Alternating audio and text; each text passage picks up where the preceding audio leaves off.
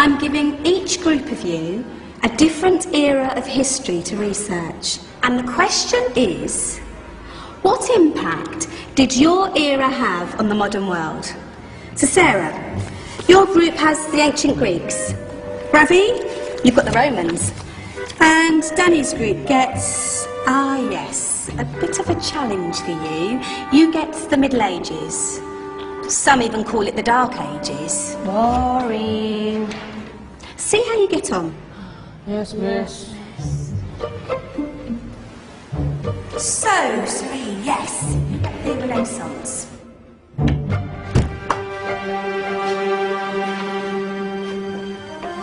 Is that the librarian? I guess so. How are the Dark Ages going to have anything to do with us? Excuse me. Sorry to bother you. What do you want? We need to find out what impact the Dark Ages had on the modern world. Never was a period of history so poorly named. Don't touch. It's priceless. And I suppose someone's been filling your head with the usual nonsense, eh? 1,000 wasted years. A black hole in history, am I right? Yeah, sort of. You see, it's always the same. You assume it was all mud, disease, death and destruction, with marauding mobs of barbarians ripping down the good of former civilizations, burning and plundering as they went. Nothing of any worth invented either, eh? Oh, no. Go on, Beofrey. Sorry to bother you. Come on, it's probably not worth it. Everyone knows that the Greeks and Romans invented everything anyway. Oh, did they now? And you're sure about that, are you? You know, I might just have something for you. You seem to be up to the task. I suppose I could... Follow me. I've got just the book for you.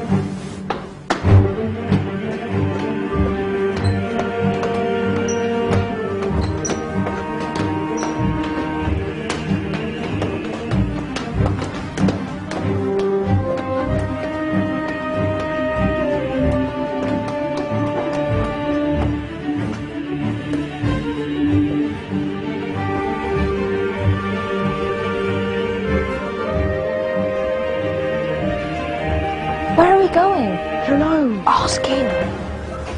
Excuse me. Where are we going? From darkness into light, my young friend. From ocean onto land. There are things you should know. Oh, yes, indeed. Yes, indeed.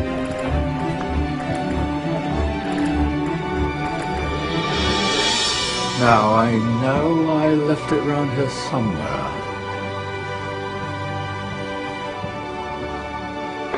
Ah!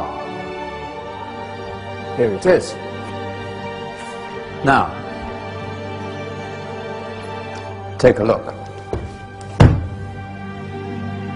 If you dare.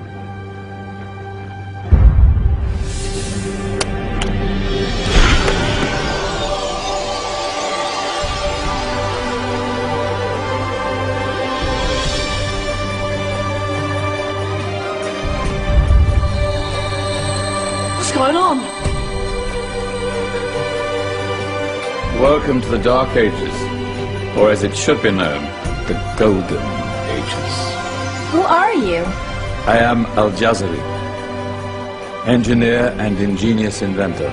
I thought you said this was the Dark Ages. It doesn't look very dark.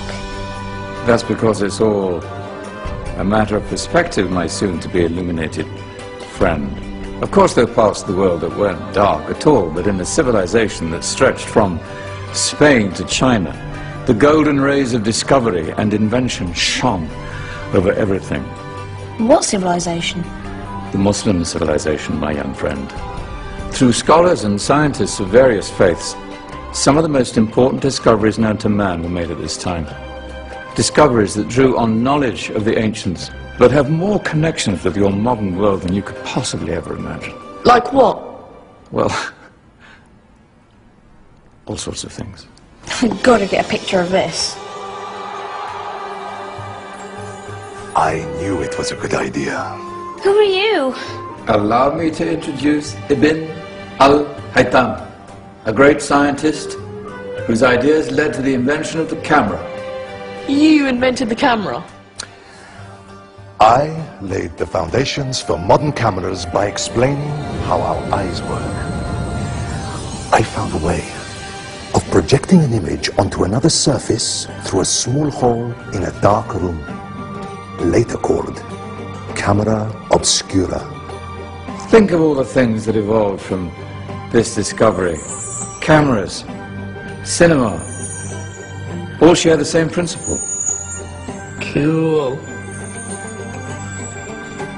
Look out below! Who's that? That's my good friend, Abbas ibn Farnas, who gazed up to the heavens, passionate in his belief that man could fly. Whoa. Indeed, he dared to dream about flying 1,000 years before the Wright brothers. Do you know you all take your jet-setting holidays for granted, so it only seems fair to remember Abbas ibn Farnas. Stand by! I'm ready for takeoff!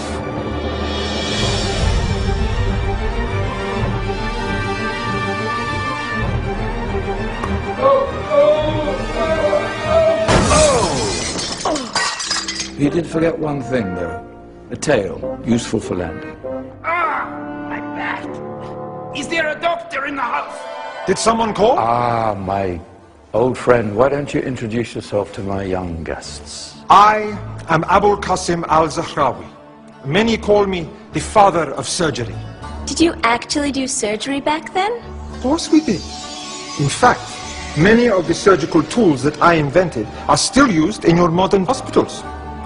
Excuse me, a patient needs my attention. Scalpel? I think I may need some stitches. In that case, I'll use catgut. Catgut? From the gut of animals. Perfect for stitching up internal wounds. Your surgeons are still using it today. Sorry, mustache.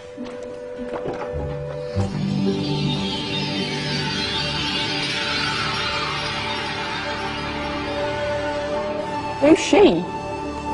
That's Maryam al-Astrolabi, one of the many brilliant women of her time. She made sophisticated astrolabes. Astro what? Astrolabes. They show the sky and the stars on a small flat plate you can hold in your hand. Think of them as ancient calculating or timekeeping devices. Today you have your watch, your compass, satellite navigation, helping people and explorers travel the world. Science at its brilliant best. And all these things were developed during the Golden Ages. And that's just the tip of the iceberg. There were thousands of other inventions covering all areas of life, and in the years that followed, their influence spread across the whole of medieval Europe. So you see, it wasn't so dark after all. What about you? Me? What did you invent? Well, I don't want to be big-headed, but I made some groundbreaking advances in engineering. I suppose my most significant discovery converted rotary motion into linear motion using a crank and connecting rod. It's essential in pumps and engines. In fact, I've no idea how the Industrial Revolution could have happened hundreds of years later without such a device. Not that I ever get the credit I deserve. But my crowning glory was my amazing time-telling machine, my legendary elephant clock.